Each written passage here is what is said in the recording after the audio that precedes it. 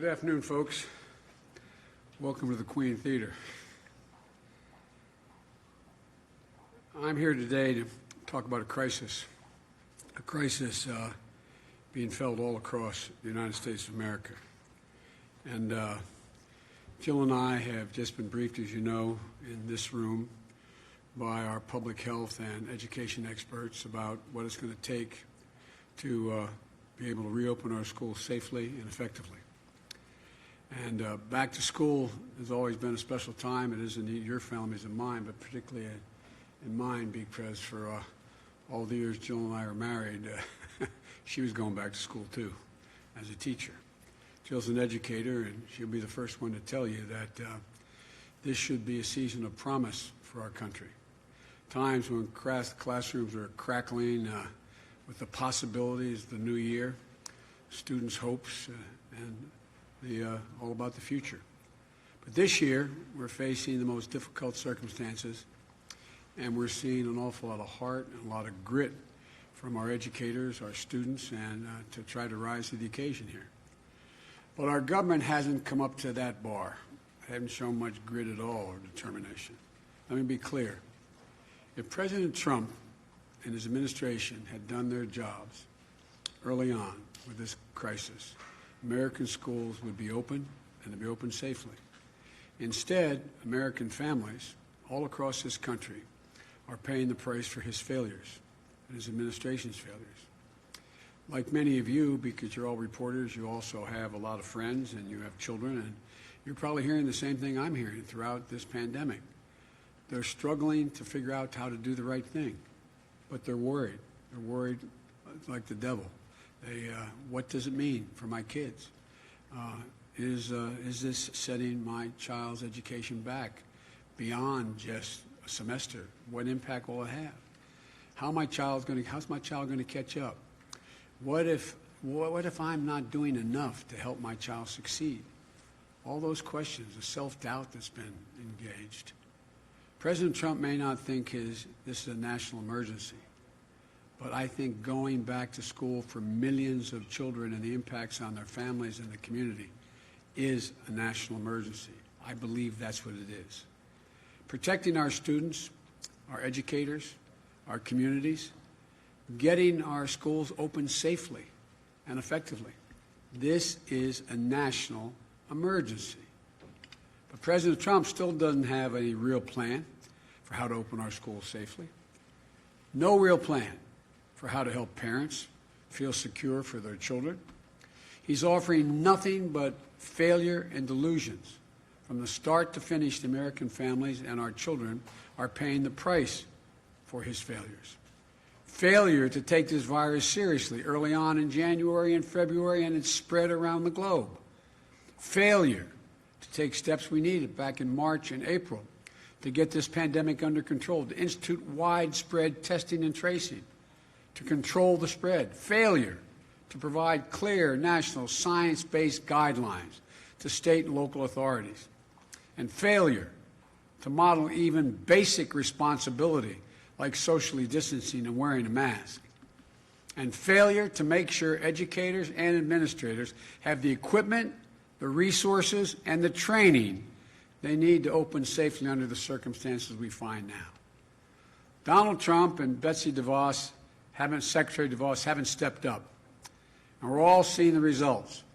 Millions of students are now starting the new school year in the same way they finished the last one, at home. At home. Parents are doing their best, but more and more we're finding themselves at wit's end, struggling to balance work and child care and educational duties, or worrying about their lost paycheck and how they'll make ends meet while trying to keep their kids on track with remote learning. Educators are taking on countless hours of additional training to learn how to use remote learning tools so they can still be there for their students, but they're worried about all the kids who used to count on our schools, all those children who need it so badly, and particularly those children who need more than the education. They provide their meals and safe places to spend the day. You know, We're all concerned about making sure COVID-19 doesn't further exacerbate the disparities that already have existed in our educational system for so many poor children and in so many communities of color. It's unacceptable. And it can't go on like this. We all want our schools to reopen safely, with a plan that prioritizes the health of our students and our educators and staff alike. I laid out my plans back in June and July, a roadmap for how to reopen safely and effectively. You can read them by going to joebiden.com. We need straightforward, common-sense solutions, but Trump refuses to act, starving schools of the needed funding they need now. Now. They needed it beginning of the summer. Now, Trump's FEMA director is cutting schools loose. Just yesterday, FEMA announced that they're not, after helping 3 districts, I think it was 3, they announced that they're not going to help pay for cloth masks, other PPE, or for school settings, cleaning those basic health needs for sanitize, everything from the lavatories to the classrooms, and safety costs for schools that don't qualify for emergency assistance. This is an emergency, Mr. President. This is an emergency. And Donald Trump and his FEMA should treat it as one.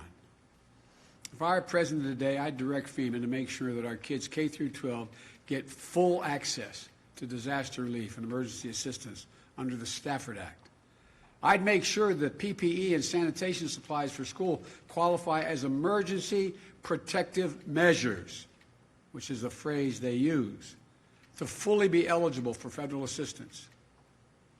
On top of that, I'd be working with the leaders of Congress now, today, to pass emergency packages for schools so they have the resources they need in order to be able to open safely. Money for ventilation. I heard that a lot when I had all those healthcare experts up on the Zoom. Money for ventilation and other health measures, but also more money to hire more teachers. Every recommendation we got was they should be dividing into pods, smaller classes. Smaller classes mean more educators are needed. Keeping classes socially distanced, small. Money for more psychologists and counselors. I introduced legislation a long time ago I proposed legislation a long time ago. We have one school psychologist every 1,507 children in school. And the health care, the mental health that our children need now, the anxiety they're feeling at home, in going to school, not being able to go to school. The nation's superintendents of schools have estimated that they'll need at least $200 billion to support K through 12 schools throughout the year for safe reopening. And we need the money to hire educators as well for our four-year colleges and universities, for community colleges, for HBCUs, for minority-serving institutions. Democratic leaders are ready to get this done. They've already proposed such legislation. Mr. President, where are you? Where are you? Why aren't you working on this? We need emergency support funding for our schools, and we need it now. Mr. President, that's your job. That's your job. That's what you should be focused on now. Getting our kids back to school safely, keeping schools safely able to remain open once they open. Not whipping up fear and division, not inciting violence in our streets. Get off Twitter and start talking to the congressional leaders in both parties. Invite them to the Oval Office. The Oval Office. And stop your boast about never being seen that what you can do anything. You always talk about your ability to negotiate. Negotiate a deal. A deal for somebody other than yourself. Now I'm happy to take questions you may have. I guess staff's going to call on whoever. Fire away.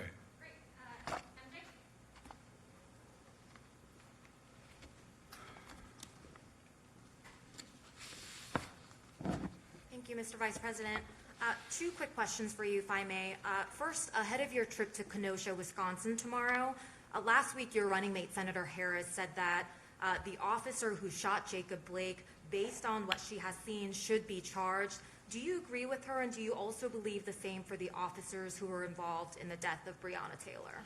I think we should let the judicial system work its way. I do think there's a minimum need to be charged, the officers, and as well as Breonna Taylor. And I might add, by the way, I think what happened in Portland, where one of the Trump guys riding along in vans inciting response is shooting rubber bullets, I guess, or paintballs. Apparently there was someone shot by someone in the crowd with a bullet killed. I think that person should meet the legal requirements that whatever that calls for. We should be investigated, and it should follow through on what needs to be done. Let the judicial system work. Let's make sure justice is done. And just quickly on a different topic, there is a new book by the New York Times' Michael Schmidt that says that when President Trump made an unannounced visit to Walter Reed Hospital in 2019, Vice President Pence was told to be on standby to take over in case President Trump had to receive anesthesia. Pence said last night that he doesn't recall being told that. As Vice President, were you ever told to be on standby or given, any kind of special alert when President Obama was going in for a medical appointment? And I also just wonder whether you have any concerns about the fact that Walter Reed visit that President Trump made, it didn't follow, prior protocol about presidential visits for medical examinations. I'm not going to speculate on what it means. What I can say is that nothing this administration does is normal. And so I'm not being facetious when I say that. So who in God's name knows what it's all about? I just don't know. I don't know. And I'm not going to speculate. I'll let the experts do that. And the only time that I have been on notice is when the president's out of the country and I'm in the country. Not that I should wait for something to immediately be aware of anything, but that's something that might be called for. It wasn't called for. Thank you.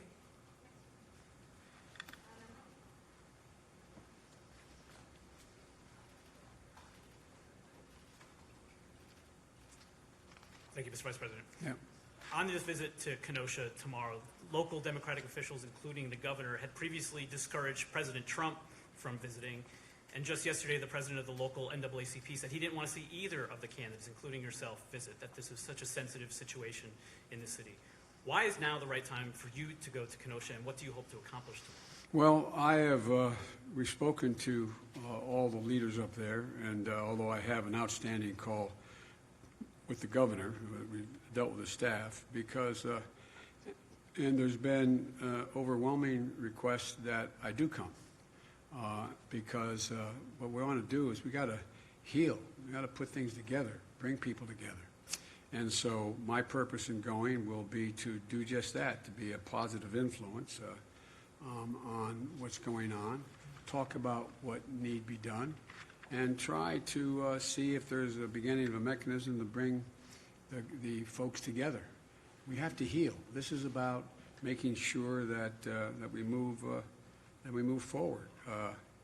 And so I've gotten advice from sitting members of the Congress and the Senate as well to go, and that I should go. And I'm not going to do anything other than meet with and meetings with community leaders, as well as business people and other folks in law enforcement, and to see, start to talk about what has to be done. I'm not going to tell Kenosha what they have to do, but we have to do together. The idea that we are saying, the president's encouraging people to retreat to their corners and keep this moving is just a mistake. I spent my whole life, including in this city you're in right now, bringing people together, bringing the community and police officers together, bringing business leaders and civic leaders together. And so that's my purpose in going. And on the fact that you're traveling to Wisconsin at all, I believe this is only the third time in the last few months since the onset of the pandemic that you'll be on a plane. You've talked about how you want to make sure you follow all the advice of your doctors in terms of campaigning safely. But the question we keep hearing from voters, from others, is why aren't you out there more? You may be aware the president was calling into question your campaign schedule today. How far are you willing to push the envelope of what's safe in order to get your message out and to be among the voters, speak to them directly? Well, I think my message is getting out based on what all the polling data shows and the millions of people who've watched what I've had to say and the circumstance in which I've said it. But I would like to get out more. But I think a president has a responsibility to set examples, set the right example for how to get out. Not go out and not wear a mask, and not to have large crowds of people standing next to one another not wearing masks, not being the potential cauldron for significant outbreaks of COVID. And so what I've done is I've met with, via what I did this morning with the medical experts. And so we've worked out a protocol where how I get in the plane, what kind of plane I get on, how it's sanitized, how I engage people. It's like when I'm engaging all of you everywhere I go. It's always at a safe distance, and everybody's wearing masks. And the vast majority of people that I'm meeting with that come into my home and staff and the like, they're all tested as well. So I'm just trying to set the example. Wearing the protective gear, a mask, which I have with me. I'm able at this distance to take it off, number one. Number two, making sure that we proceed in a way with adequate social distancing and do it the right way. And last quickly, they announced the format and the moderators of the presidential debates today. NBC's Kristen Welker batting cleanup for that last presidential debate. Is there anything, you said you'll participate, is there anything that could dissuade you from participating, and how have you begun to prepare? Well, I've begun to prepare by going over what the president has said, the multiple lies he's told. What I'd love to have is a crawler at the bottom of the screen, a fact checker, when we speak. If we really wanted to do something, I think that would make a great, great debate if everything both of us said was instantly fact checked by an agreed-to group of people out there that we move forward. But that probably wouldn't get very far in the debate. No, I'm looking forward to debating the president, and I'm going to lay out as clearly as I can what I think we have to do to bring this country back and build it back better. And I'm looking forward to the debate. That's great. One from here.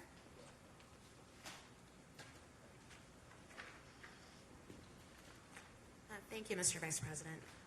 One of the things that I've heard a lot from voters across the country is that a lot of them are worried and concerned about some of the ongoing violence we've seen in cities in this country, including the situation in Kenosha, Wisconsin, where you're headed. I'm curious, obviously you are not president now and Donald Trump is, but I'm curious, if you were president, what would you do to ensure that people are kept safe in situations like these? First of all, I wouldn't incite violence. I'd condemn it when it occurred. I would move to, look, the vast majority of police officers are good, decent, honorable women and men. They pin on that shield every morning, and they have a right to go home that night safely. The vast majority. But just those who are not good cops, all the police I've dealt with my whole life, and I've gotten overwhelming support from law enforcement through my whole career. They're the ones that want to get rid of the bad cops even more than anybody else does, because it reflects on them, number one. Number two, I would make sure everybody understood, if I were president, that any violence, protesting is a right and free speech is a right. But to engage in violence, burning, looting, the rest, in the name of protesting is wrong. And that persons should be held accountable for their actions. And so what I'd be doing is I'd be bringing people together in the White House right now. I'd be having that police commission set up. I'd have law enforcement at the table. I'd have the community at the table. I'd have people and saying, how do we get through this? What do we do to deal with this? Because I believe the vast majority of the community at writ large, as well as law enforcement, want to straighten things out, not inflame things. But this president keeps throwing gasoline in the fire every place he goes. I noticed, and I didn't watch much of it, but I watched the reports from all of you, not all, from the press. And, you know, when he was asked about what should be done with regard to a young man shot in the back 7 times in front of his children, I didn't hear much of anything come from him. What should we be doing about it? And he went down the line. So I wish he'd take responsibility. As much as he'd like to be running against somebody else, he's running against me, Joe Biden. And the fact is that he is not acting very responsibly.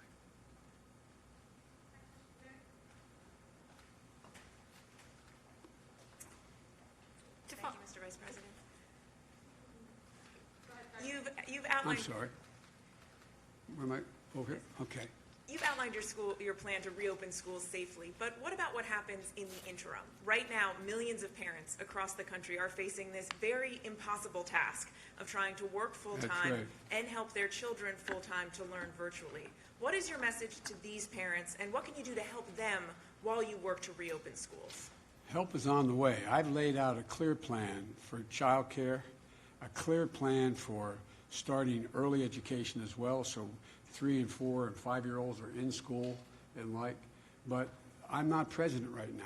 What we should be doing is we should be providing for more help for people who in fact are trying to juggle the choice between, do I stay home with my 3, 4, or 5-year-old and take care of them in the middle of this COVID problem, or do I go to work and earn a salary? What do I do?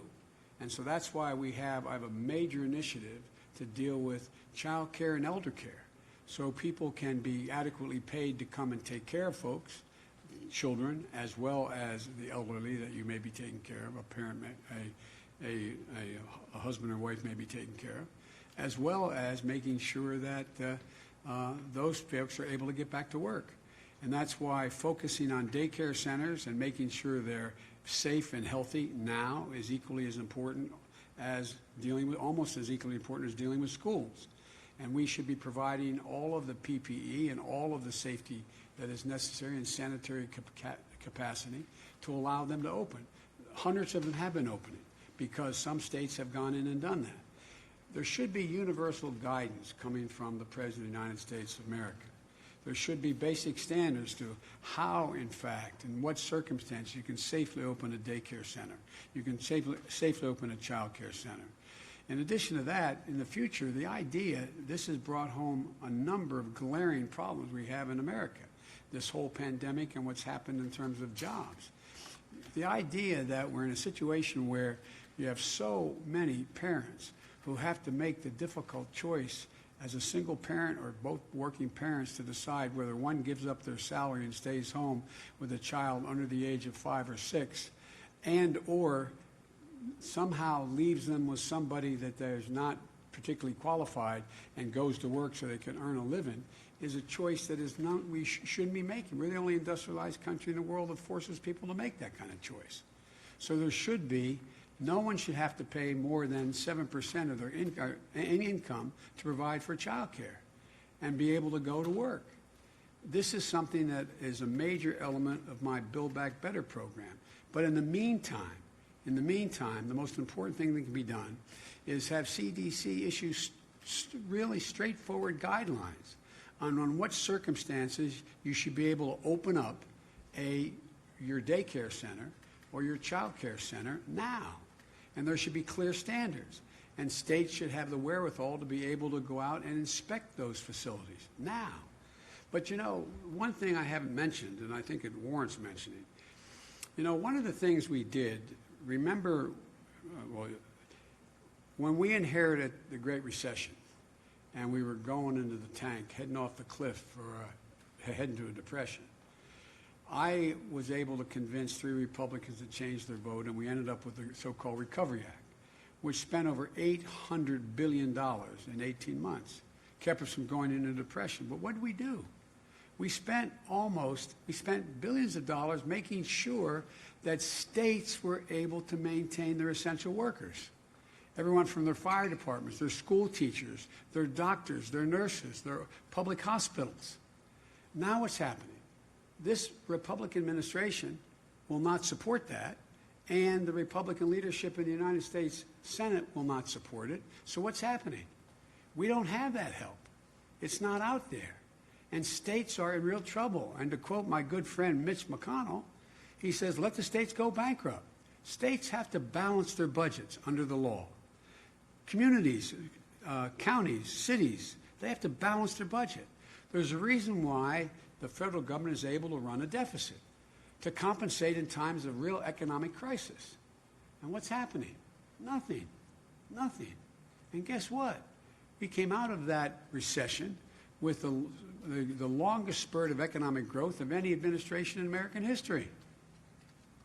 But these guys don't, and I could go on. Businesses. Look at the money that was passed under the CARES Act for businesses, small businesses, to be able to stay open. You got tens of thousands of them going out of business, many of them permanently. Why? Because the money didn't get to small businesses. They're not open. We should be dealing with those businesses that have been burned out and damaged. We should be providing federal help for those businesses to get back on their feet. But this administration seems to think it's all of a sudden going to go away, like angel dust is going to be sprayed around. Everything's going to be okay. I just don't get it. They have to know better. They have to know better. And we had an example just the last administration, how much good you can do and how much growth you can generate. I just don't get these guys. I really don't. Not a joke. I've been doing this a long time. But I've never seen a president lack as much leadership, inability to make a deal. And you got about, I'm told, the reason why they can't get anything done in the Republican Congress is 20 members of the United States Senate say under no circumstances will they raise the deficit at all. Well, that's wonderful. And we're in a position we're in now. Look at other countries. They're doing one hell of a lot better. And yet we still have over, what's up to 186,000 people dead? Over 6 million, was it 6,300,000, whatever the number is, that have contracted the disease? And no end in sight? It's just irresponsible. Talk about a know-nothing Congress. On the Republican side, a know-nothing president. I mean, I don't get it. I really don't get it. But it's going to change come January, God willing. Sir, what do you say to the teachers who are afraid to return to the classroom, even if the safety protocols that you've proposed are in place?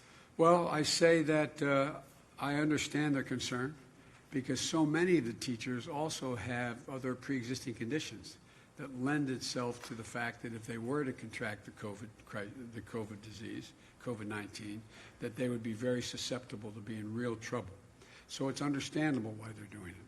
But the first thing to do is make sure that all the protective capacity that we have available to us is made available, and then make choices about whether or not, let the districts make choices about whether or not they open fully, whether they rotate, and whether or not those teachers are able to teach from home and remote learning. But it's really understandable why they would. Look what's happened in this COVID crisis so far.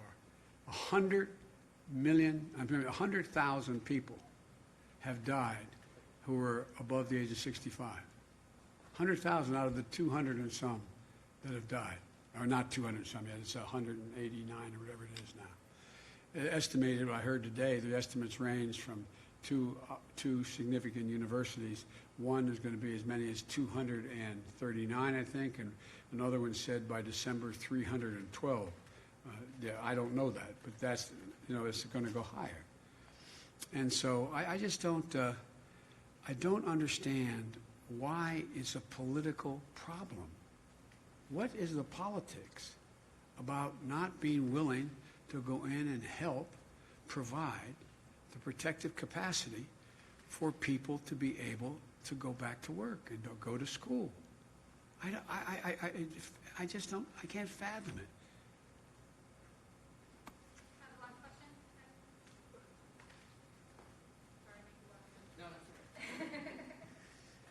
Thank you, Mr. Vice President. You talked today about reopening schools. I wanted to ask you about something you said last week about the potential of having to shut down the economy again. You were asked if You'd be willing to shut it down if your health experts advise you to do so. And you said, quote, I will be prepared to do whatever it takes, and that you would listen to the scientists. But I'm curious how you would do that at a federal level and how you would balance that call to shut down potentially if you had economic advisors saying, you do this again, you could plunge the country into an even deeper economic crisis. Well, look, I know you're tired of hearing me say this. I've been saying it since last January. The idea that you're going to be able to get the economy back on track without getting COVID under control is completely counterintuitive. It's not there. It can't happen. So unless we're able to deal with the disease and drastically cut its impact on people's confidence of being able to either go to work or walk into a business or do business, then it doesn't matter a lot. There's going to be no need, in my view, to be able to shut down the whole economy. I got asked by David Muir a question, if I was asked to shut everything down. I took that as a generic question, am I going to follow the science? I am going to insist, and I insist now without any authority, that every responsible person in this country, when they're out in public or not with a cohort that they have lived with because they know they haven't spread it to your husband, wife, etc., that they wear a mask. That they wear a mask and keep socially distanced. You can take a mask off when you're 12, 15 feet away. But I would really, really make the case. And by the way, when I find these folks talking about my freedom, I talk about patriotism. Why do you wear a mask? To protect your neighbor, to keep someone else from getting sick and maybe dying. I call that patriotic. This is the United States of America. Every generation has made sacrifices to help others in moments of crises. But so you don't see, you had suggested there would be some kind of a federal mandate about masks, and now you're saying No, encourage people? Here's what I suggested was I would ask every person in authority. There's a question whether or not a president under the Constitution could mandate everyone wear a mask.